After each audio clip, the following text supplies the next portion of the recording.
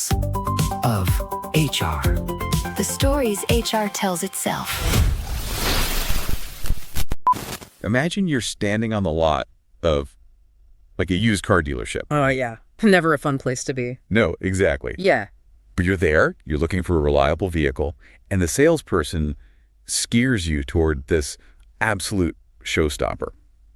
I mean, we're talking a custom glittering paint job that catches the light perfectly. Well, let me guess. Custom rims. Oh, custom rims, heavily tinted windows, a massive aerodynamic spoiler on the back. It just projects pure performance and luxury. It is completely designed, top to bottom, to make you stop in your tracks and pull out your wallet. Right, because it creates this immediate, visceral, emotional response. I mean, Yeah. You aren't thinking about gas mileage or, maintenance schedules when you look at something that visually striking. No, you're just imagining how good it would feel to be seen in it. Exactly. But then you open the door, you sit in the driver's seat, you turn the key, and the engine just violently sputters. Oh, no. Yeah. It coughs, the whole chassis shudders, and it dies. The engine block is just completely cracked, the transmission is shot. So it's basically a very expensive paperweight. Right. And sitting there in the quiet, you realize all that flashy stuff on the outside, the spoiler, the rims, the paint, it wasn't just a stylistic choice, it was a deliberate A distraction. very expensive costume. Yes. The dealership invested heavily in the surface to draw your attention away from the fact that the core machinery fundamentally does not work. And that brings us to today. Welcome back to our ongoing deep dive into the modern workplace, continuing our podcast, Lies of HR. We're on episode 5 now, right? We are, episode 5. And if you've been with us for previous discussions, you know we've been systematically dismantling some of the most persistent myths about corporate culture. Today, we are taking aim at a massive one. The very popular one. Well, incredibly popular. The myth is simply this: perks prove you care. We're going to look really closely at the modern office that has somehow morphed into, well, basically an adult playground. Right, the nap pods, the craft beer on tap. The ping pong tables, the on-site massages. Yeah, this is often referred to as the perks arms race. And it is heavily weaponized on corporate careers pages as this, definitive visual proof of a company's devotion to its people. That's a huge selling point. It is.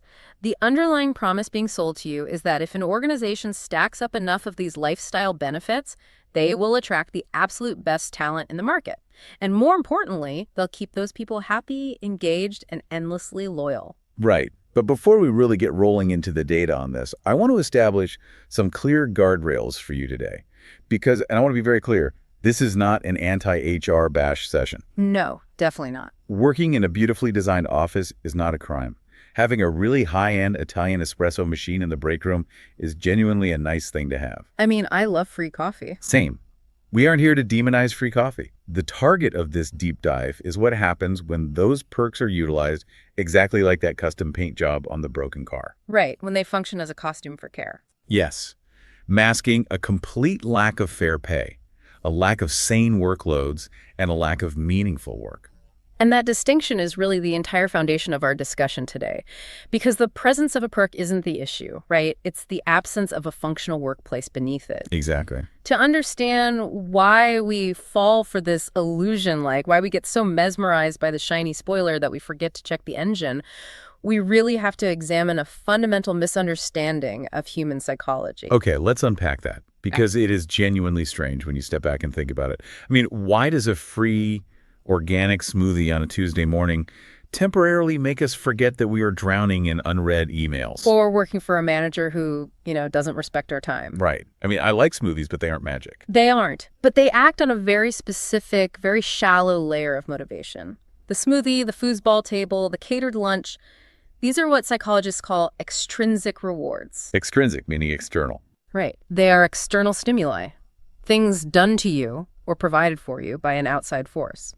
And if we look at the clinical research on human motivation, the data has been just completely unambiguous for decades. In what way? Extrinsic rewards are essentially incapable of sustaining long-term human engagement. Wait, hold on. If the research has been clear for decades, why is every tech startup out there still bragging about their cereal bar? Yeah. When did we actually figure out that extrinsic rewards don't work? We have to go all the way back to 1985. Wow, okay. Yeah. Two researchers, Edward Deshey and Richard Ryan, published this framework called self-determination theory. And their initial studies, and honestly all the decades of research that followed, revealed a highly counterintuitive mechanism. Which is? They found that applying extrinsic external rewards to a task can actually erode a person's internal organic drive to do that task. I want to make sure I understand the mechanics of that. Are you saying that, like, if I naturally enjoy doing a specific type of coding or design work, Yeah. and then my boss tries to reward me with these surface-level treats to do more of it, I might actually start liking the work less? That is the exact mechanism, yes. When the motivation shifts from internal satisfaction to an external transaction like a surface-level perk, your locus of control shifts. Oh, interesting. You stop feeling like you're doing the work because you value it, and you start feeling like you're doing it just to acquire the treat. The external reward overwrites the internal drive. It crowds it out. Exactly. And the author Daniel Pink actually brought this concept into the mainstream business world in his 2009 book, Drive. He synthesized all this research into a very simple premise. I've read this. It's brilliant. It is. He argues there are really only 3 things that deeply sustainably move human beings in a work environment: autonomy, mastery, and purpose. Autonomy, mastery, and purpose. Let's break those down for a second. So autonomy would be having actual control over how you execute your daily tasks, Right. rather than just being heavily micromanaged. Right. Mastery is having the runway and the tools to continually improve at a skill that actually matters to you. Yes, getting better at something important. And purpose is understanding how your specific labor, your everyday work, actually connects to a meaningful, larger outcome. Exactly. Now, think about those 3 pillars in the context of the corporate playground we were talking about. Okay? A free smoothie provides 0 autonomy. Right. It does absolutely nothing to help you achieve mastery in your field, and it certainly doesn't inject profound meaning into your daily deliverables. It is just a fleeting hit of sugar. Like dopamine spike. Right. It might feel nice for 4 minutes, but its motivational value drops to 0 the second you sit back down at your desk and face a completely overwhelming, disorganized project. Or a dead-end roll. Yeah. But here is where it gets really interesting to me. If the science is this established, right? If we've known since the 80s that human beings need autonomy, mastery, and purpose to thrive. Yeah.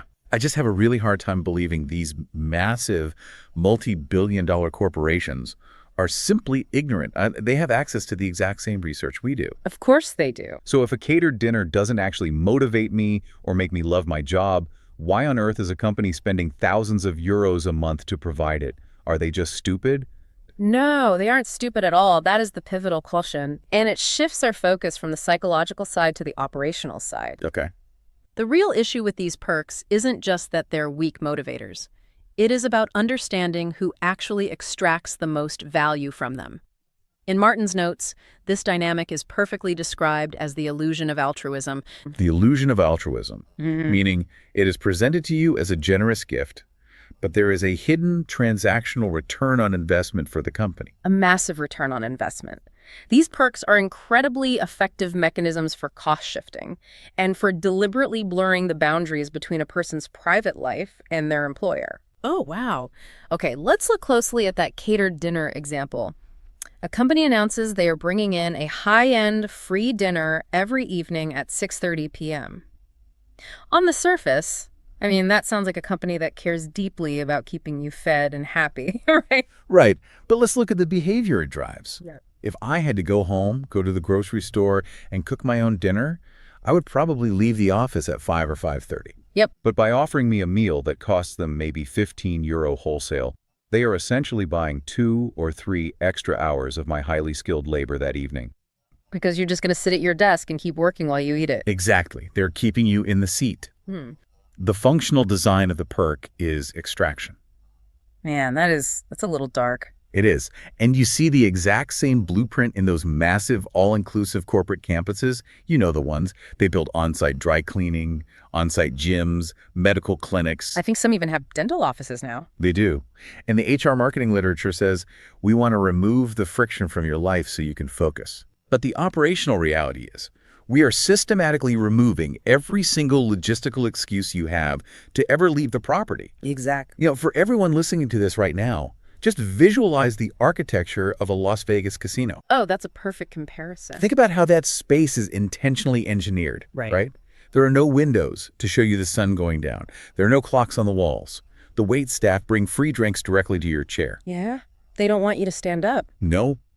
Every biological or logistical need you have is catered to right there on the gaming floor, specifically so you never break the spell, step outside, and realize you've been pulling a lever for 14 hours. Yes. You really have to look critically at your own office environment and ask, who is actually benefiting from this architecture? It is a sobering lens to look through, and this illusion of altruism extends well beyond physical spaces, too. It gets built right into corporate policy. Like what? Give me an example. Take the concept of unlimited PTO, or unlimited holiday time. On paper, it is marketed as the ultimate expression of executive trust. You know, we hire adults. Take the time you need to recharge. Oh, I've heard this pitch a million times. Let me guess. The data shows people don't actually take months off at a time. The data shows they actually take significantly less time off than employees working under a traditional fixed allowance system. Wait, really? Less time? Yes. I guess that makes sense because there's no defined baseline. Like if my contract says I have 20 days, I view those 20 days as part of my compensation package. I earned them, I'm going to take them. Right. But if the policy is just unlimited, there is this sudden, intense psychological pressure. Nobody wants to be perceived by management or their peers as the one person who is, taking advantage of the system. Exactly. It replaces a guaranteed benefit with a culture of peer surveillance and ambiguity. And we see a very similar dynamic with flexible hours. Oh, flexibility is huge right now. It is. The promise is that you can leave early to pick up your kids from school without being penalized.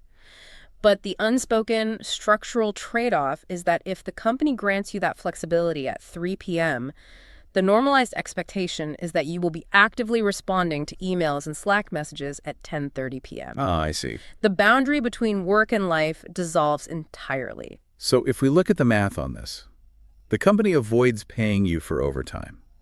They gain unrestricted access to your evenings and weekends. And somehow, they still get to project this warm, progressive glow of corporate generosity. Yeah, they look like the heroes. All while paying a fraction of what that extra labor would actually cost on an hourly basis. And that constant extraction, that always-on culture disguised as flexibility, leads inevitably to a systemic crisis of burnout.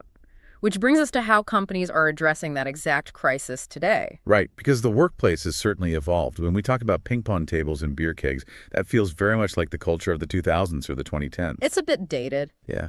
With so many people working in hybrid or remote setups now, the physical foosball table isn't as relevant. You can't play foosball over Zoom. So what is the modern equivalent? How has the perk evolved? The foosball table basically grew up and became the wellness app. Wellness app. Yeah. Because burnout is now a pervasive systemic issue across almost all industries, human resource departments are frantically searching for scalable, instantly deployable solutions. Something you can just roll out to thousands of people at once. Exactly. So they are handing out corporate subscriptions to mindfulness apps, online resilience training modules, and increasingly AI-driven mental health chatbots. Oh, wow. It is genuinely staggering to think about the irony there. It really is. You have an employee who is on the verge of a panic attack because they are managing the workload of 3 people who recently quit. And the company's grand solution is to send them a push notification from an app reminding them to do a 5-minute deep breathing exercise. Just breathe through the structural failure. Right. And do we know if these apps actually help? Well, we now have comprehensive, peer-reviewed data analyzing exactly how effective that strategy is.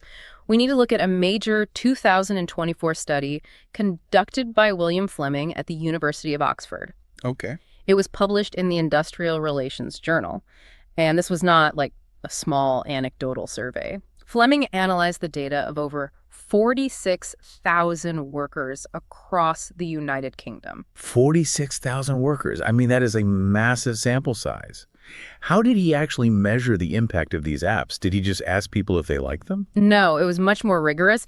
He looked at 90 different individual level well-being interventions. So things like corporate mindfulness classes, stress management workshops, and these well-being apps. Right. He then compared the self-reported mental health and stress levels of the employees who utilized these interventions against the employees within the exact same companies who did not use them. So comparing 2 people in the same environment, one using the corporate wellness tools and one ignoring them completely. Exactly. What was the delta? There was no delta. Wait, no. 0. The finding was incredibly stark. These individual interventions showed zero statistical benefit. You're kidding. No. The participants actively using the corporate mindfulness apps and resilience training were no better off than their peers. In fact, on certain specific measures of stress and job satisfaction, the employees utilizing the apps actually scored slightly worse. Okay, let me make sure I'm fully grasping the scale of this. Thousands of global corporations are pouring millions of dollars into licensing these scalable wellness apps. They are heavily promoting them as a core pillar of their employee care strategy. Yep. And a study of 46,000 people reveals that they accomplish literally nothing. Did anything in the study actually move the needle on human well-being? There was one single exception among the interventions that showed a positive, measurable impact on employee well-being. What was it? Providing people with paid time away from their desks to engage in volunteer work. Volunteer work. Why volunteering specifically? I mean, if you're burnt out, volunteering is still technically doing work. You're still expending energy. You are expending energy, but you are engaging in an activity that possesses a clear, undeniable purpose. We're back to Daniel Pink. Exactly. It connects directly back to that intrinsic motivation we discussed earlier. It provides a sense of meaning that answering another corporate email just does not. That makes total sense. Based on the data, the researchers' core conclusion was incredibly blunt. If leadership actually wants to improve the mental health of their workforce, they have to change the workplace, not the worker. I want to try an analogy here to see if I have the mechanics of this right. Go for it. Imagine you work in a manufacturing plant, right? And management suddenly cranks the speed of the assembly line conveyor belt up by 300%. Just utter chaos. Right. Everyone is sweating, people are dropping parts, the machinery is sparking, and instead of walking over and slowing the belt down to a functional speed, management walks down the line handing out branded stress balls. Telling everyone they just need to build up their personal resilience. Exactly. Isn't a wellness app basically just a digital stress ball? That captures the dynamic perfectly. And it highlights the most damaging, insidious aspect of the wellness app trend. It is fundamentally a tool for shifting blame. How so? By prescribing a mindfulness app to a burnt-out employee, the organization is subtly communicating that the problem resides within the individual. Oh, I see. Yeah, it implies that the employee simply lacks resilience, or isn't managing their time well, or just needs to breathe more effectively. It allows the company to completely wash their hands of the toxic environment they engineered. Yes. They get to avoid the expensive, operationally difficult work of hiring more staff or resetting client expectations. And instead, they just blame the worker for not meditating hard enough. I mean, it's essentially corporate gaslighting packaged as a fringe benefit. That is a very accurate way to describe it. Okay, we have thoroughly torn down the illusion here. We've diagnosed the cost shifting, the psychological traps, and the sheer ineffectiveness of the modern perk maze. It's pretty bleak. It is, but we committed at the top of this deep dive to being constructive. Yes, we did. So, for the people listening right now, whether you are an employee trying to evaluate a job offer or a leader who genuinely wants to build a healthy organization, what is the actual roadmap? If we are throwing out the digital stress balls, how do we fundamentally fix the factory? Martin outlines a clear framework of 5 structural moves. Think of these as the mandatory foundational elements that must be in place before any perk actually matters. Okay, let's go through them. The first move pulls directly from the Oxford study's conclusion.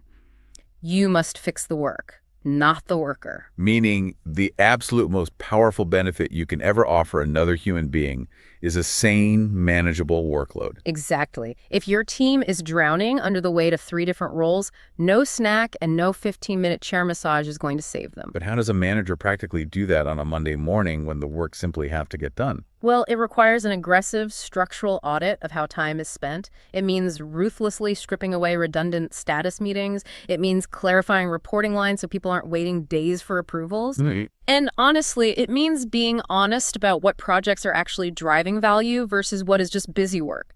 If the daily reality of the job is fundamentally broken, no amount of free cold brew can mask the pain of doing it. That makes total sense. Yeah. Okay, what's the second move? The second move is stop the cost shifting and pay people properly. This directly addresses the illusion of altruism. Yes.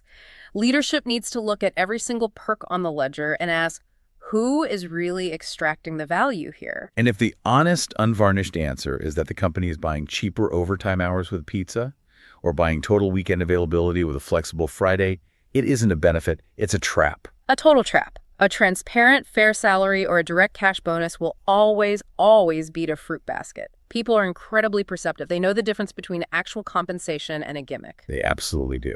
Okay, move 3. The third move requires us to return to the psychology of motivation. Organizations must actively protect and cultivate autonomy, mastery, and purpose. The intrinsic drivers from Daniel Pink. But, you can't just buy autonomy from a software vendor. How do you practically grant autonomy in a standard corporate environment? It requires a fundamental shift in management philosophy. You have to move away from monitoring the hours a person sits at their desk and shift entirely toward evaluating the output they generate. Focus on the results. Right. You give them a clear objective, and then you give them the absolute freedom to determine how they achieve it. You provide a budget for them to take courses and master their craft.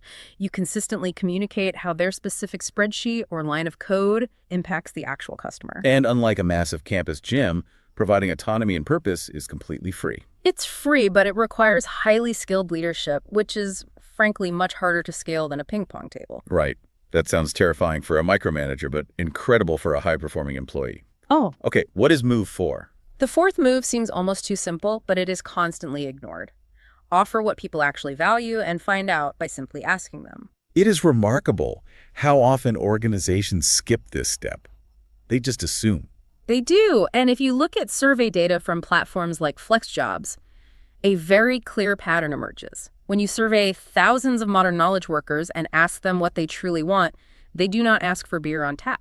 What do they ask for? They ask for genuine flexibility. I read that the data actually shows a significant percentage of workers explicitly state they would willingly trade a portion of their financial compensation in exchange for total autonomous control over their own schedule and location. Yes. So instead of guessing, companies need to rigorously survey their own workforce. They need to meticulously track which current benefits are actually being utilized and have the courage to ruthlessly cut the untouched gimmicks. Stop looking at your competitor's social media feed to see what flashy new book they just launched. Exactly. Fund the foundational tools your specific team is actually begging for. Basically, stop copying the custom paint jobs from the dealership down the street. Perfect way to put it. And that brings us to the fifth and final move, which is really the ultimate synthesis of everything we've discussed today. All right, lay it on us. Never, under any circumstances, use perks to try and solve a workload problem. Preach. Seriously, if your internal data shows that your people are burning out, the intervention must happen upstream. Deploying an AI chatbot to treat burnout caused by systemic overwork is not just statistically ineffective, as the Oxford study proved. It is actively insulting to the intelligence of your workforce. Yes, it is. You have to address the scope of the work, the unrealistic deadlines, and the culture of your management team. The solution requires difficult structural change. It is not a download. Wow. Okay, if we pull all of these threads together, the core thesis of this deep dive is pretty clear. Perks are not inherently evil. No, they're not. Working in a space with beautiful natural light is great. A company-paid lunch is a genuinely nice treat, but they are a decoration. They are not the foundation of a healthy culture. No quantity of free snacks, no meditation app, and no flashy office amenity will ever compensate for a lack of purpose, a lack of autonomy, or a fundamental lack of respect for a human being's time and energy. And the warning for organizations relying on these illusions is severe. The exact moment a leadership team decides to use perks as a substitute for those foundational elements rather than in addition to them, the spell breaks. People figure it out. They do. The people who matter most to the survival of your company, your most talented, driven, and capable employees, will see right through the costume. And they won't complain. They will simply, quietly, start looking for the door. It all comes back to that car on the lot. You can be distracted by the shiny spoiler for a little while. You might even really enjoy the smell of the new upholstery.